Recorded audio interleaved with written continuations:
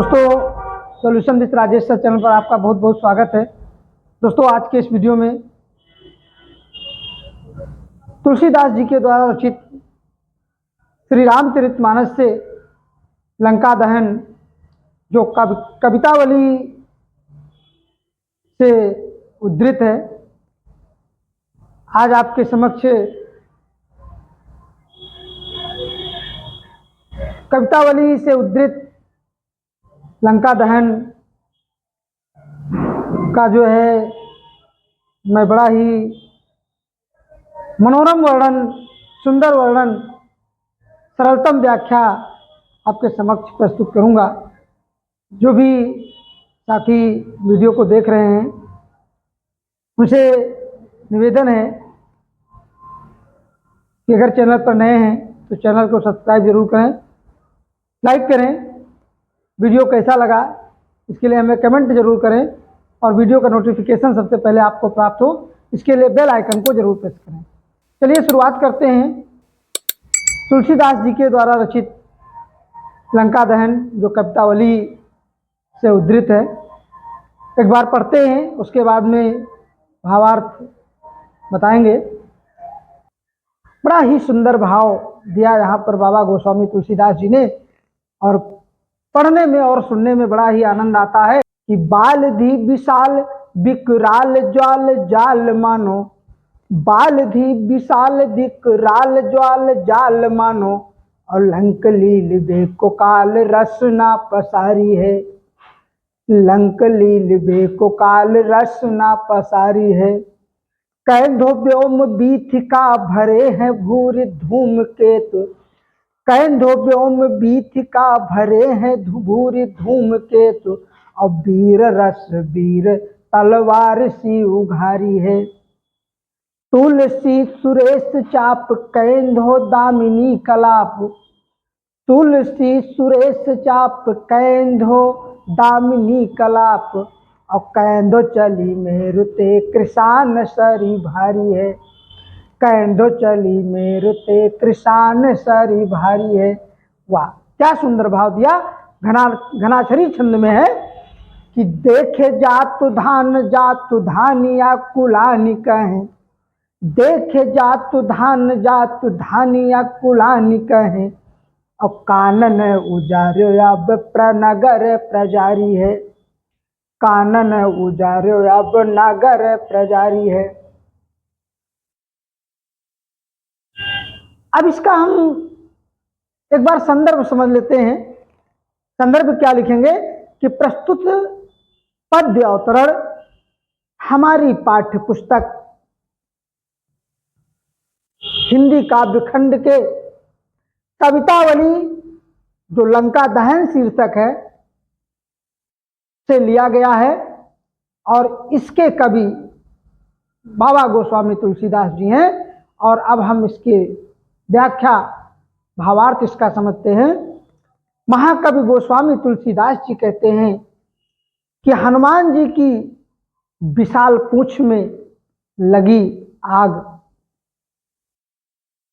हनुमान जी की विशाल पूंछ में लगी आग की लपटों को देखकर ऐसा प्रतीत हो रहा था मानो आज संपूर्ण लंका को निगलने के लिए स्वयं काल ने अपनी जीभ को फैला दिया है।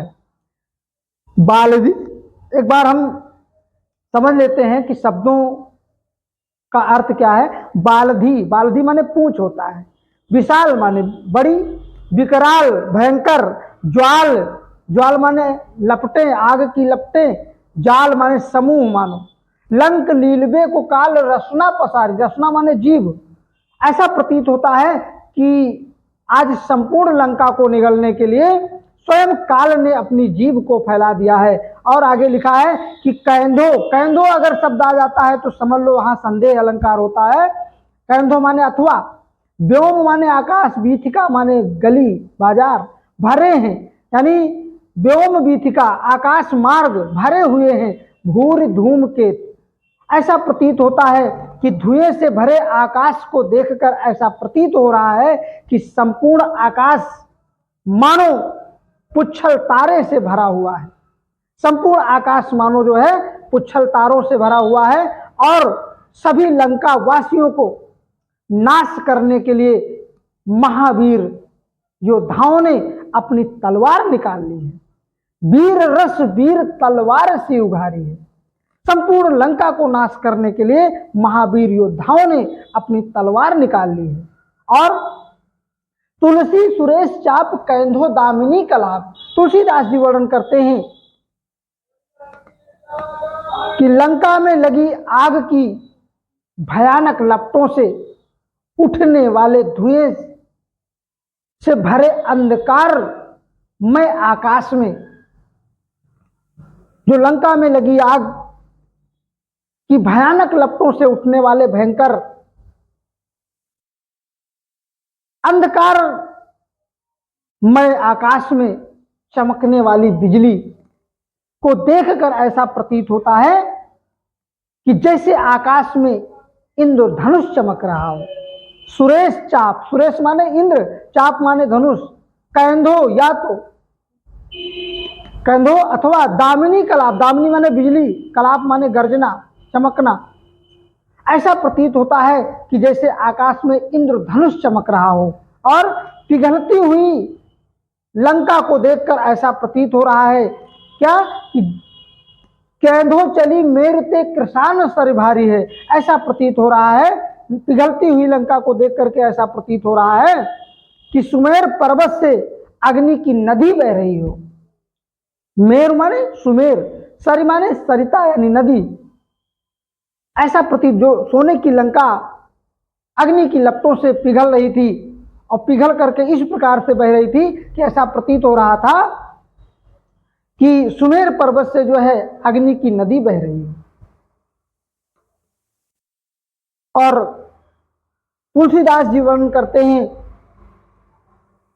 कि देखे जातु धानी अकुलानी कहें। ये ऐसा मंजर देख करके लंका की जो राक्षस, लंका के जो राक्षस और राक्षसनियां हैं वो आपस में चर्चा करती हैं, कहती हैं एक दूसरे से क्या कि इस वानर ने पहले तो वन को उजाड़ डाला, अब जो है नगर को भी उजाड़ रहा है। पहले तो इस वानर ने वन को उजाड़ डाला यानी अशोक वाटिका को उजाड़ दिया और अब ये पूरे लंका को उजाड़ना शुरू कर दिया है। तो इस प्रकार से प्यारे दोस्तों बड़ा ही सुंदर वर्णन किया बाबा तुलसीदास जी ने। और अगला जो छंद है कि हाट बाट कोट ओट अटनी अगार पौर, हाट बाट कोट ओट आटनी अगार पौर, खोर खोर दौर दौर दीनी आती आग है। हाट बाट कोट ओट अटनी अगार पौर, खोर खोर दौर दौर दीनी आती आग है। आरत पुकारत संभारत न को काहू, आरत पुकारत संभारत न को काहू, और व्याकुल जहां सो तहां लोग चले भागे हैं। व्याकुल जहां सो तहां लोग चले भागे हैं। और बाल दी फिरावे बार बार जहरावे झरे, बाल दी फिरावे बार बार जहरावे झरे, और बूंदिया श्रीलंक पाघिलाई पाग पागी हैं। बाल दी फिरावे बार बार झहरावे झरे, और बूंदिया श्रीलंक पाघिलाई पाग पागी हैं।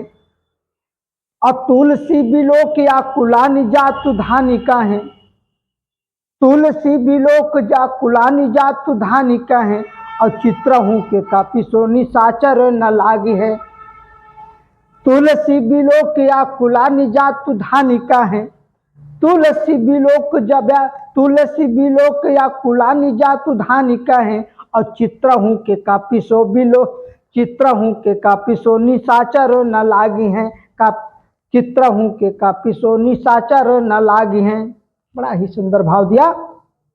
बाबा गोस्वामी तुलसीदास जी कहते हैं कि बाजार, हाट, हाट माने बाजार, बाट माने रास्ता, कोट माने किला, ओट माने जो आड़ होता है ना, ओट आड़, अट्टन माने अटारी, अगारी, पौरी, पौरी माने दरवाजा, अगारी माने महल, है ना।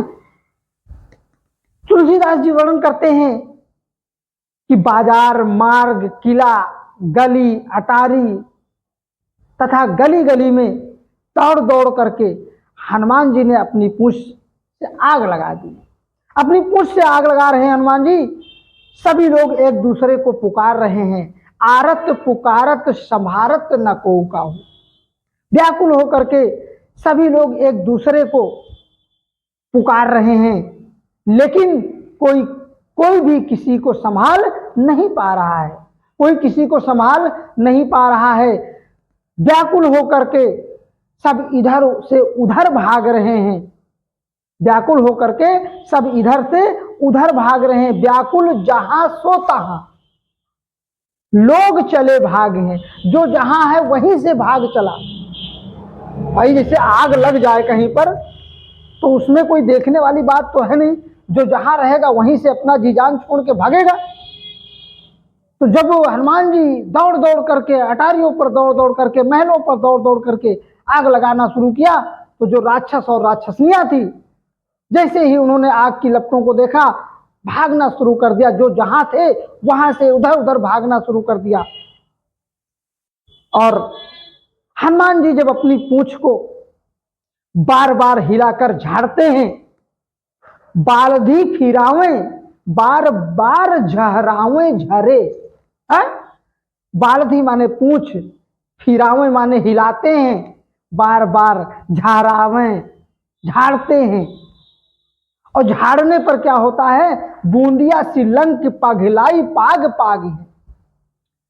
जब हनुमान जी अपनी पूंछ को बार बार हिलाकर झाड़ते हैं तो उनकी पूंछ में लगी विकराल आग की जो लपटों से छोटी छोटी अग्नि की बूंदें जब गिरती हैं तो ऐसा प्रतीत होता है कि तुलसीदास जी कहते हैं कि ऐसा प्रतीत होता है कि मानो कोई पिघली हुई लंका रूपी पाग में बूंदिया बना रहा है। पाग यानी पाक, आप जानते हैं ना, चाशनी, चाशनी में बूंदिया बना रहा है।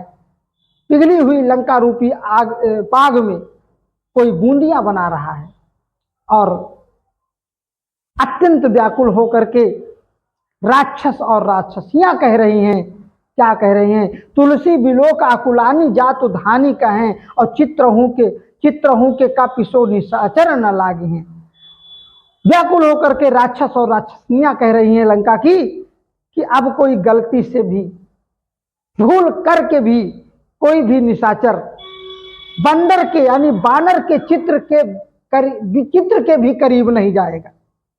गलती से भी कोई भी निशाचर बानर के चित्र के करीब नहीं जाएगा, अर्थात गलती से भी कोई जो है दुश्मनी बानर से मोल नहीं लेगा।